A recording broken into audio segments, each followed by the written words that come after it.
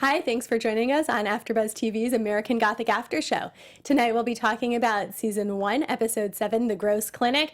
Now, forget the painting in this episode. It is all about Jack for me. Stick around. You're tuning into the destination for TV superfan discussion, AFTERBUZZ TV. And now, let the buzz begin. I like the show music. That starter. It's appropriately creepy. It is, and short and to the point, which is great. Hey everyone, thanks so much for joining us. I am Zoe Hewitt, and you can find me on Twitter and Instagram at Zoe Said What. And sitting to my left is Lacretia. I'm Lacretia Lyon, guys, and you can always find me at LACRETIALYON anywhere on the internet, since there is only one. And Gabriel could not be with us tonight, but we are thinking of him. You can always find him at Double G on TV. Now, before we get going, Lacretia, it is so exciting, right, that our show is free for everyone to watch on YouTube, to listen to, and that's because of some of our awesome sponsors. Now, Loot Crate is one of our sponsors tonight, and I've got this really cool box sitting next to me for anyone who can see it. Now, with Loot Crate, you get collectibles, apparel, and more from your favorite pop culture franchises that are delivered right to your door every single month. I mean, I love mail. And we're talking a new t-shirt in every crate. There are figures, there are comics, stuff for your kitchen. There is a wide range of exclusive items that you just can't get anywhere else. From fan favorite franchises like Harry Potter. See, I'm so excited I can't even say it. Marvel Comics, Fallout 4, Star Wars, so much more. I know Firefly is going to say you want to get that one. And you can get all this for less than $20 a month. I mean, Loot Crate, like, come geek out with us. They've got everything. Loot Crate is a monthly subscription box service. It is for epic geek and gamer items and pop culture gear, and it's less than $20 a month. You get 68 items that include licensed gear, apparel, collectibles, unique one-of-a-kind items, and more. I mean, it's a little bit of everything, isn't it? Loot Crate has a bigger box. You can get Loot Crate DX. It's the extra large size. It's a bigger box. Bigger loot. Who doesn't want that? And this month, Preacher's in the bigger loot. Oh, good to know. And every month, Loot Crate DX brings you a high caliber collection of items from your favorite pop culture franchises and delivers them right to your door. For less than $50 a month, you get at least $100 worth of goodies, from collectibles to apparel to home goods and more. And August is the perfect time to explore the murky world of the anti-hero, which sounds so exciting. And of course, you have a promo code just for joining us on AFTERBUZZ TV, so you can get a discount on your Loot Crate. You have until the 19th at 9 p.m. Pacific to subscribe, and you get that month's crate. And when the cutoff happens, that's it. It's over. But if you go over to www.lootcrate.com/buzz and enter the code BUZZ, B-U-Z-Z, you'll save $3 on any new subscription. And this is the coolest box. Look at this. I was opening it and playing earlier. You get like this cool little figurine. There's a shirt in here. And it's a RoboCop t-shirt, guys. A That's right. I wasn't going to unfold the whole shirt, but I should have because it's awesome. And another figure. So really cool things in these boxes. And it's what enables us to keep our shows free. So thank you, everyone, for helping keep our shows free. Loot Crate, thank you. So tonight, though, we have such a cool show, and I'm glad that we can bring it. And we opened with Christina. She was covered in blood, which is, I suppose, quite a segue from Loot Crate. But she's covered in blood. She's at the police station, and she hears that it wasn't actually Garrett who was the killer. It was Garrett's father, if you remember. The end of the last episode closed with Christina having stabbed Garrett, thinking he was the killer. And Detective Cutter says that, they're going to question what's going on, and the family at the same time, she's there to question Garrett. Excuse me, and at the same time, the family is there watching the news that says the SBK was part of their family. And basically, when Garrett confesses what happened, he says 14 years ago he found rope and bells in Mitchell's things, and the very next day David Morales was killed. He confronted his father Mitchell about it, and he got very angry, and Garrett started to suspect it was him. And before he left, he said that he would expose Mitchell if the killer, or he would not expose Mitchell if the killer did not kill again. So of course, 14 years go by, there were no kills, and Tessa basically is upset, saying, hey, you left us alone with a killer. What gives, big brother? And so, what do you think? Do you think that the first thing we should be looking at with Garrett, Lacretia, is why did he leave his siblings with a killer? Well, the thing is with Garrett and leaving his siblings, he felt like his dad wouldn't kill them, being that they're his progeny. And that's usually how these psychopaths work, everything is okay except for the children. They're not going to do that. And I think that's the thing, is while he is what he is, or what Garrett thought he was, he's still a father who loves his children, so he's not going to harm them, except for the fact it's embarrassing that, her dad's a serial killer. But that could be cool. If you're Jack, it would be cool. Yeah. But, it doesn't answer the question for us either what those marks were on Garrett's body. So I think that there is still more to the story. And he's alluded to that. We've seen that, and we'll talk about it more as the episode continues. But I think there is more going on. And even though at this point in the story we hadn't heard officially there's another killer, I feel like there's clearly a cover-up going on as well. Did you get that impression too, just right out of the gate? Yeah, I've always thought that it was definitely at least one more person involved, whether, it be Madeline or someone else. It was just very obvious that this couldn't have been just one person, because we found out way too soon that, it was Mitch. That was the blood. So yeah, I mean, they're not going to unravel a mystery that quickly, just in good writing. But to me, it's also, Mitch never came off as a true psychopath. And I mean, I don't want to give him too much credit because maybe they didn't research that. But to me, I don't think he was the ringleader at all. And yeah, that's interesting. It'll be interesting to find out. I mean, we didn't get to see very much of him at all, clearly, before Madeline offed him. But you're right, there wasn't a lot. And it took us almost half of the season. We have 13 episodes. We're just at episode 7 now. So we officially have that confirmation now that, yeah, I think we're going to take the rest of the season. Although I have to say, I have a pretty strong guess for who the killers Me too, and I've been saying it all along. You have been. You absolutely have been. Now, as the show continued, Allison and Naomi were together. And of course, Allison saying that we need to end the campaign, and Naomi saying, no, you don't. No big deal. Let's run a focus group. And then Tessa is looking like longingly at this hot air balloon ornament in her house. Brady comes in. He apologizes, of course, for assuming that Garrett was the killer. He says, don't worry, I'm going to ask for time off. We need time together. And Tessa launches into a story and says, hey, do you realize that basically my dad was taking me for a hot air balloon ride for my birthday right after the very first murder? So here she has a souvenir, but it is also a souvenir of the first murder. Now, that hot air balloon, when she started looking at it and they threw it on the ground, and it was so creepy, and it was just a hot air balloon. Did you get that same sort of feeling of chills that I did at that point? Well, especially I did, because I'm from Texas and I do keep up with the news that happened there. And like literally just a few days ago, 16 people were killed in a freak accident in Lockhart, Texas, of a hot air balloon. So yeah, it was a little like creepy to me, especially knowing that story. And I'm sure that wasn't their intention. But yeah, just like the hot air balloon ride itself almost seems ominous to me. Yeah, and why would you do that? Yeah, right. There shouldn't be a reason that it's ominous, and clearly the timing with what happened in Texas was purely coincidental with the show. But it seemed so ominous. I think because she's alone in their apartment and just staring, and it clearly had meaning. Yeah, but as soon as she said the date and that it was the date of the first murder, I was like, ooh. So right after that, of course, then we get Madeline, who's talking to Garrett and says that, she was wondering what he was going to say. And they have this sort of back and forth where he says, I figured this was the best way to get people to stop asking questions. And she's basically saying, yeah, good. And let's let Mitchell take the fall for everything. So clearly there's something else going on, and they both know it. Now, why do you think Garrett is still keeping silent? Well, as you've pointed out earlier about the scars on his back, and I, again, don't think Mitchell was the type of person to do that, especially because you do have different viewpoints of the kids. Cam seems to be the only one who thinks that their dad was evil from the get-go. The other two have always sort of defended Mitchell in a way, even Garrett to an extent. So to me, who's always come off is the true psychopath is Madeline, and this just sort of breaks it into more, because Garrett almost seemed afraid of her. And that's what I took from that scene. And then, yeah, as you pointed out with the scars, she's probably the one who gave them to him. I could see her beating him, being the firstborn. There's a lot of Oedipal notions to that.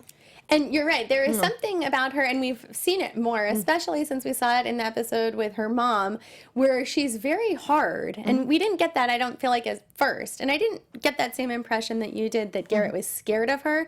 But I definitely felt like she was more in control in this than perhaps in any of the other episodes where we've seen her. That I really felt more like she is the head of this family, and what she says goes. So maybe Garrett wasn't escaping his dad as much as he was escaping his mom. Yeah, and especially when we found out in the last episode that Madeline actually grew up poor. That to me didn't seem like a Mitch MO as far as the Silver Bells Killer attacking people that are wealthy families. That just screams Madeline, like I've said all season. You have, but we don't know enough about Mitchell's history either, right? We don't know where he came from, if he was wealthy to begin with and she married into it, or did he become wealthy once they were married? So I feel like I do want more of that background, but I don't think we're going to get it. I suspect that what we have is it. Yeah, I would prefer more flashbacks with Mitch to learn a little bit more, but I'm just going with the little bits we've had, and he seemed to be someone who knew where he came from, and that was it. Like, he didn't seem to have like this deep started thing, except for possibly being the Silver Bells Killer. Except for that one little detail. Which is so funny too, like, because even for that, I guess I never saw Madeline from the beginning as being, I guess, quite so tough as in this episode and in last episode when she was confronting her mom, for sure. So then we get to this next part that's very interesting, because Brady, who on the first side was so convinced that it wasn't someone in the family and they were going to clear the family, then we flip to it was Mitchell, and now Brady's in a position of actually trying to clear someone in the family again, because we find him examining, it opens with Brady examining a gnome. He sets a timer on his car, and then he drives like a bat out of hell to try and get, it turns out, to his family's home, to the main home, the Hawthorne home. And Detective Cutter sits in the car, gets out of her car there, and sits in with him and says, like, what were you doing, basically? Why were you driving like that from the scene of the first murder to this house? And then that's undercut with Tom on the phone, who's going to be losing his 6th client now, and Allison is mentioning her campaign.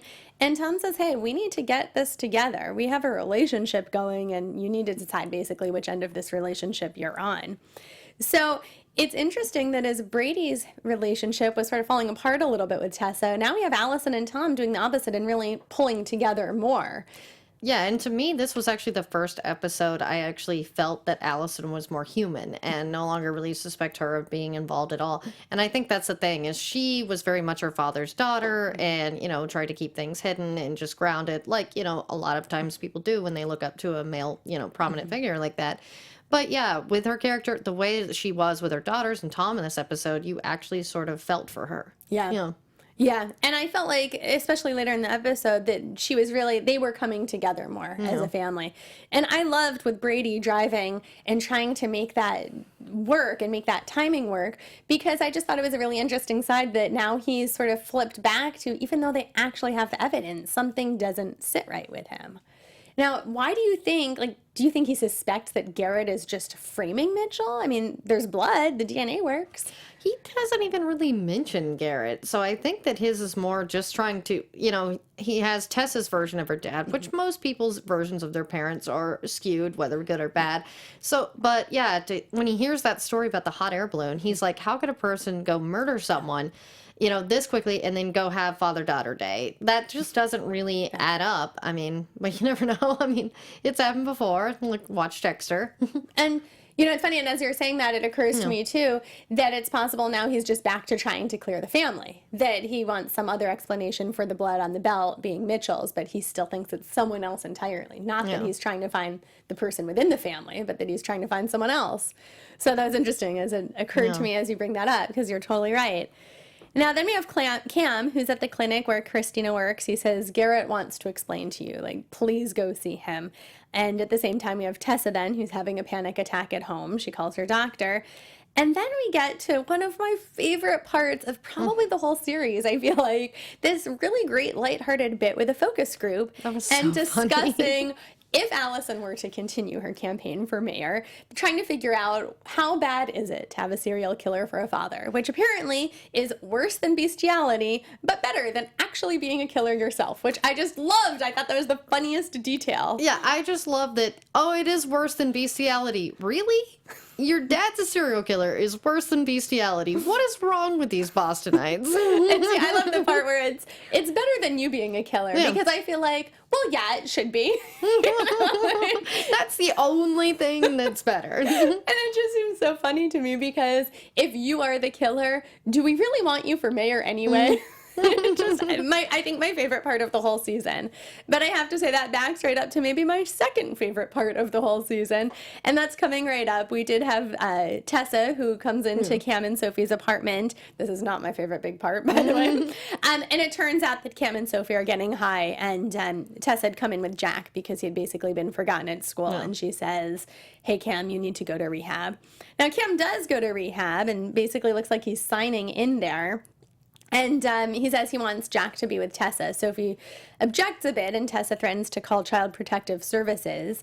And then the next part that was the funny part that also stood out to me, like I said, it's one of my favorite parts, I think, this whole season, is that Detective Cutter and Brady go back to the house, the scene of the first murder, and it turns out that the guy who's living there is just a fan of murders in general, and especially a fan of the Silver Bells killer, and so that is the specific reason why he bought that house, and he's very eager to help them recreate the murder, and he's just game on for anything that they want to do there. So I just loved that part. I mean, wasn't that one of your favorites? Oh, yeah, and it's funny because I hate to out myself, but my family were kind of like that, where we like to stay in haunted hotel. Like, no, we've never lived in a serial killer's house, but I would totally live in like John Wayne Gacy's house because like that's kind of cool. And like my hero Trent Reznor like lived in the Tate house where Sharon Tate was murdered by Charles Manson, and then he finally like bulldozed it and realized how terrible that is. But yeah, like that is something that fascinates a lot of people. And for me, who's just studied serial killers, I would be that guy. I'd be like, oh my god, this is so cool. This where That's so funny. yeah. I can't imagine that. Yeah. But I learned this about you tonight, which I thought was great, that you actually have a master's right in psychology. So you are the perfect person to be study serial this. killers.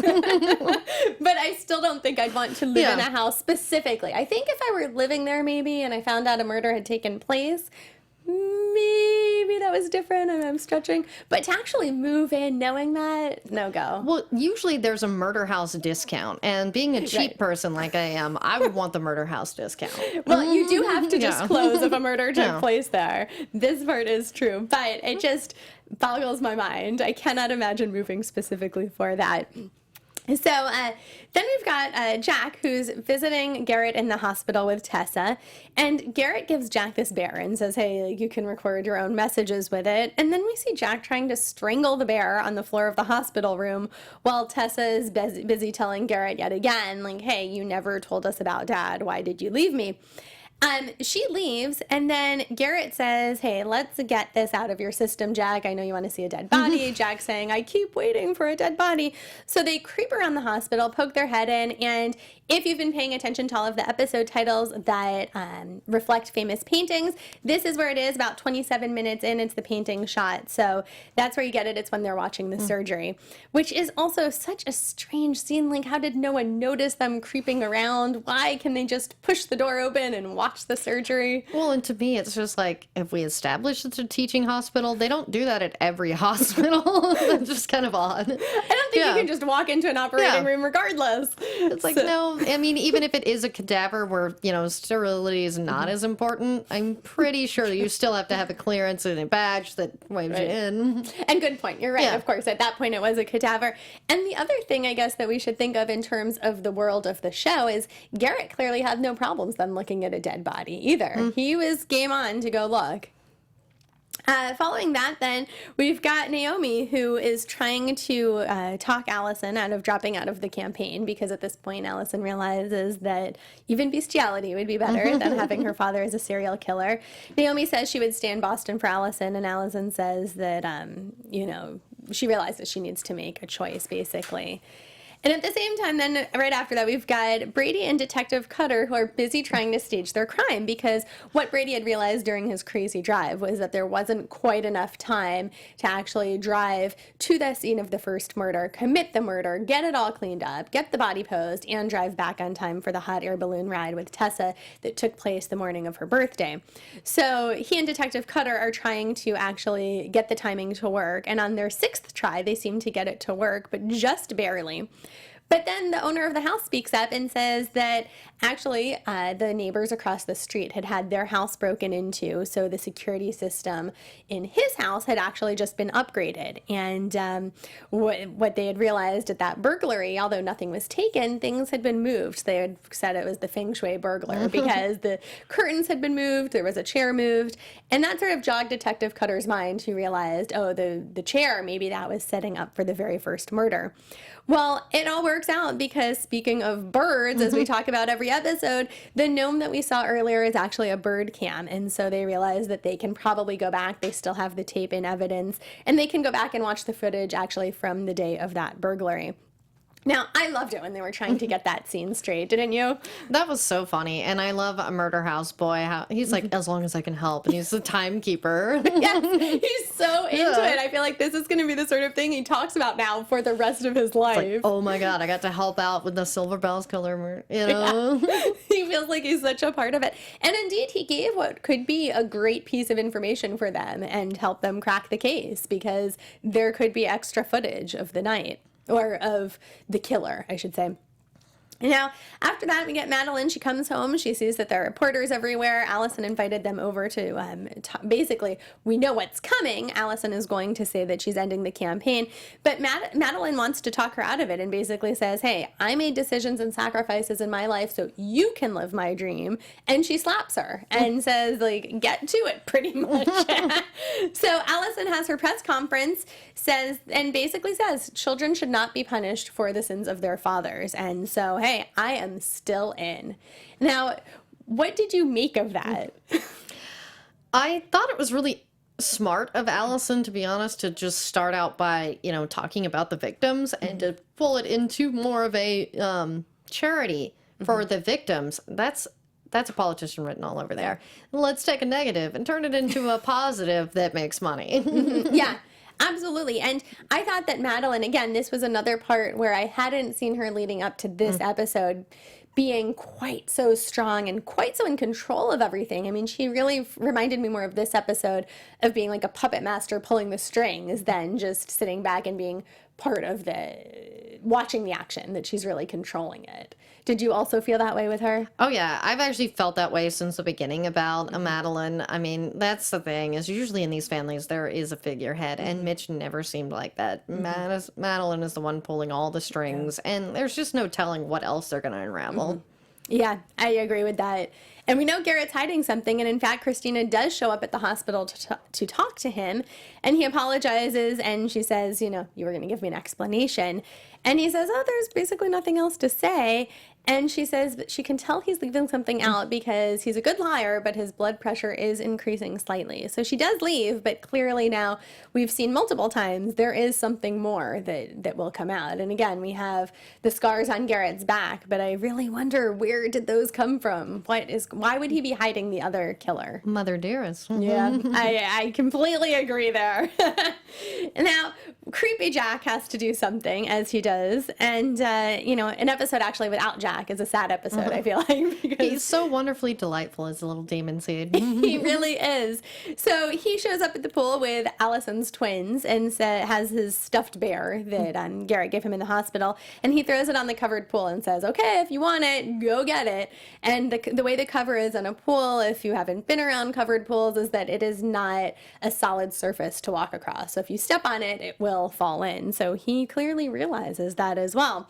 Sure enough, one of the twins falls in the pool, and Jack just stares at her and doesn't do anything. Now, Tom does eventually rescue her, but when Tessa asks why he didn't call for help, Jack says that it was just a science experiment. Ooh, creepy Jack.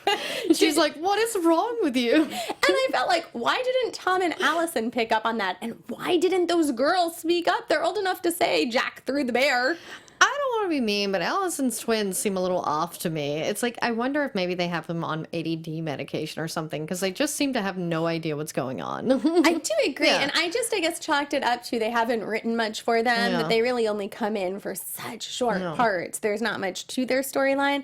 But it just seemed so strange to me they wouldn't write something else in. Because if we're not going to get, an ADD med explanation or any sort of explanation, then it felt like they would say Jack threw the bear. Especially the one twin who didn't fall in the pool. Yeah. in that whole scene, like, it felt like it happened in slow motion a little bit, even. So then as we head into the wrap-up of the show, there's always some, like, great stuff that happens at the end. So we have Cam, who is somehow suddenly strangely out of rehab. I don't know if you noticed that. It's like, why isn't he back in there? But Tessa says that she found a place to send kids like Jack. It's up in Maine. And Cam doesn't seem super on board with it. He says it's a little loony bin, but he's not. Like, why don't Cam and Sophie realize something's wrong with Jack? They're on drugs. That would probably be the explanation, because everyone, including Madeline, is saying there is something wrong with Jack. And yet they just don't want to see that. Yeah, I mean, he is clearly Jeffrey Dahmer in training. And Jeffrey Dahmer's parents even say, because, you know, they were fairly normal people, and not every, you know, body comes from a, like, line of psychopaths like this family. And that's the thing, is they talk about in their book about how they saw all these little things like we're seeing with Jack, like the mutilating animals that, you know, tricking the twins into possibly falling and, you know, drowning. And they said they saw things like that, but just dismissed them, just like, you know, Cam and Sophie are. Yeah, because you don't want to think that of your own child. Everyone else around you can see it, but you're like, oh no, not Jack, not Jeffrey. And it's so strange. Like, I feel like people want to say, oh, kids develop differently or they have quirks, but exactly, this is so far past that. I feel like at most this could be a lead into, like, another season of the show that's more of a spin-off, like 20 years later when Jack is a killer, because we know that something's wrong with this kid. Well, most killers start at such a young age, like Jack is. You know, most of the prolific serial killers like Dahmer and Bundy started when they were teenagers, so we wouldn't even have to go very far. We wouldn't have to go far, exactly. Now, Tom is putting the twins to bed. Allison joins them and makes a very pointed comment that she loves the three of them more than anything else, which then leads us to her next conversation with Naomi, where Naomi is excited because, hey, we've gotten $80,000 in money in just 6 hours since your campaign speech. And Allison says, but hey, I would actually rather lose this race and keep my family. And, like, goodbye, Naomi. And that's juxtaposed with Tessa, who's getting a voicemail from her doctor saying, hooray, you're pregnant. So those were a couple of our first bombs in the last part of the show. So first thing, Tessa being pregnant, I feel like it's not Brady's. I don't know why. I haven't seen her cheat, but I don't trust it. What about you? I feel like it is Brady's, because we saw them begging all over the place in the first couple episodes. And yeah, she doesn't seem like the kind to cheat, and she's really invested in him. But I do feel like she's second guessing wanting to have a child now, with looking at Jack and then looking at her father and possibly, like, you know, Garrett or mother. You know, everybody seems suspect. Like, so she doesn't want to pass on those genes. And that's what a lot of people struggle with that have that issues in their family is, are these, you know, is it nature or is it nurture? Yeah, exactly. And so, yeah, it's like I say, almost jokingly, I guess, that I feel like it's not Brady's, because I do agree with you that out of all of the people who would or wouldn't cheat, she is clearly, I think, like the most living in a fantasy. She lives in the fantasy world the most, and in her perfect fantasy world, I don't think she's cheating. But it just seems so out of the blue. Like, they've been trying, and now suddenly, surprise, you're pregnant. So I thought that was a bomb. And then Naomi leaving. Now, I also, as Naomi walked out, she says, you know, I can show you my letter of resignation. And Allison says, hey, don't worry about it. Do you feel like there's going to be some sort of bomb in that letter? Because I feel like there's something else coming. Oh, yeah. Naomi was in love, and she felt like Allison was as well. And I do think she did have real feelings for her. But right now, you know, after what happened with the twins, she feels like that's where she needs to be. And, you know, her and Tom are sticking together. And that's, I mean, sorry, that's honestly the choice she should have made, because this thing with Naomi is, you know, was a disaster waiting to happen anyway. And I know Gabe's going to be very upset, though. But I'm not sure Naomi's officially gone, no, because I do think she's yeah. going to drop a bomb. She is a woman scorned right now. And I mean, I guess it's possible she'd go after Tom, too. Yeah, I feel like she's at least, she probably taped them at one point and is going to release a sex tape with her and Allison. That's usually the way to take a campaign, is a sex tape. I could buy that as a theory. And I like that the sex tape might take them down. Not the serial killer father, the sex tape. Not even bestiality. Yeah, sex tapes. Worse than bestiality. Right, as long as we're ranking. Yeah. Then we get to In the very end of the show, we've got Brady who's looking in the files, and he's in a box that's labeled Brian Long. And we had seen that box earlier when they were packaging things up.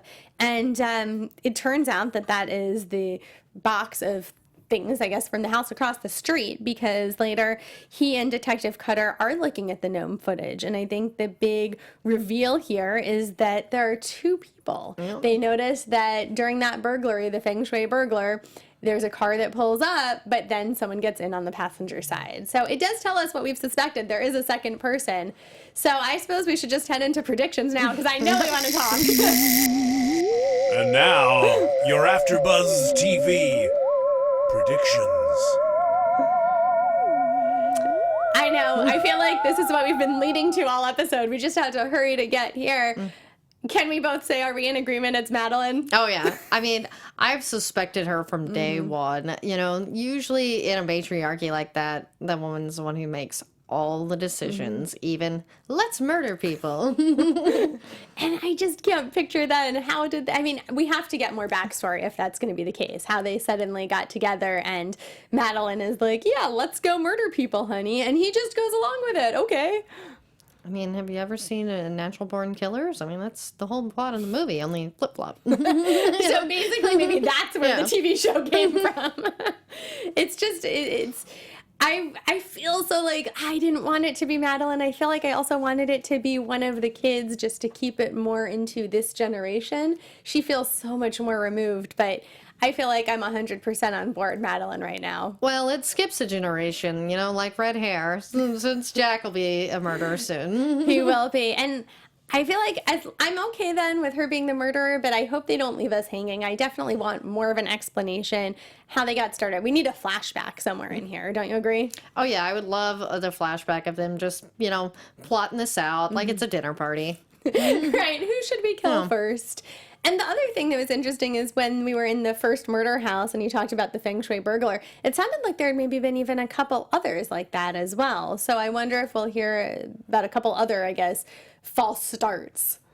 Yeah, and to me, it's just like, do we know if they've always lived in Boston? I mean, maybe they've done this somewhere else. I mean, and how long have they been together? I mean, those are the kind of things that I would be interested in learning. You know?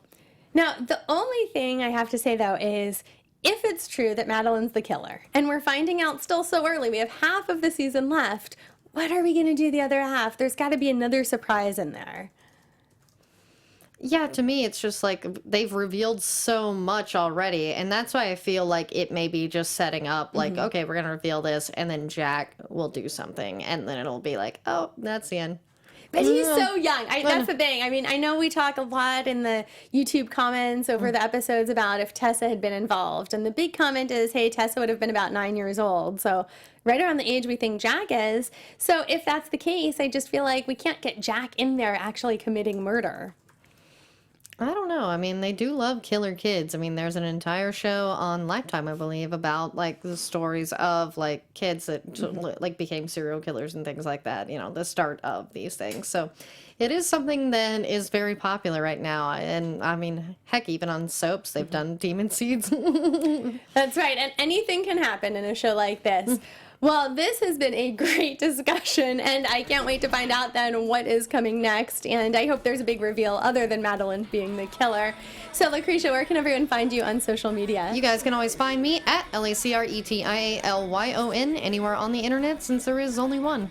And I'm Zoe Hewitt. You can find me on Twitter and Instagram at Zoe Said What. That's Zoe Said What. You can also find me on YouTube at Zoe Hewitt Hosting, where I do a weekly movie analysis show. And you can also find me right back here at AfterBuzz on Friday. I'll be doing our Olympic pre-show, so it'll be great. Can't wait to see the opening ceremonies.